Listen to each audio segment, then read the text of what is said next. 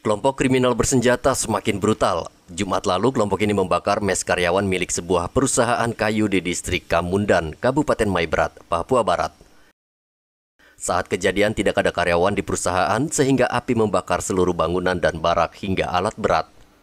Pelaku diduga berasal dari kelompok yang berafiliasi dengan organisasi Papua Merdeka. Namun Kabid Humas Polda Papua Barat Komisaris Besar Polisi Adam Erwindi membantah.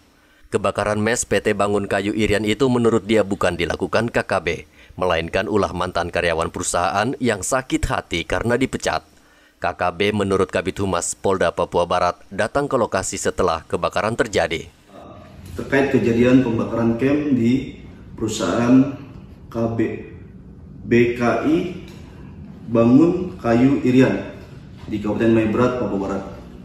Setelah kami konfirmasi kepada Kapolres Sorong Selatan, AKBP Hoirudin SIK, beliau membenarkan bahwa telah terjadi pembakaran camp perusahaan kayu BKI di Maibrat, Papua Barat pada tanggal 1 Desember 2001 pukul 17.00. Dari keterangan yang didapat oleh Kapolres Sorong Selatan, yang dimana konfirmasi kepada salah satu pemilik perusahaan BKI tersebut atas nama Christian, menyampaikan bahwa membenarkan kejadian tersebut dan pembakaran tersebut dilakukan oleh salah satu karyawannya atas nama inisial LK karena sakit hati diberhentikan dari perusahaan tersebut, sehingga si tersangka LK melakukan pemalangan sejak tanggal 28 November di perusahaan kayu tersebut dan tanggal 1 Desember melakukan pembakaran camp tersebut.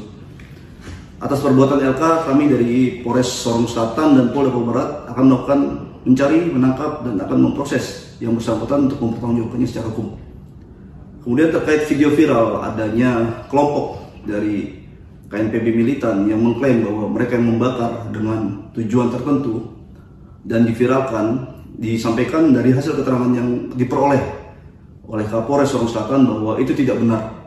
Jadi kelompok itu datang setelah dilakukan pembakaran yang dilakukan oleh tersangka LK. Demikian, sementara kami juga masih mendalami situasi yang terjadi di lokasi tersebut.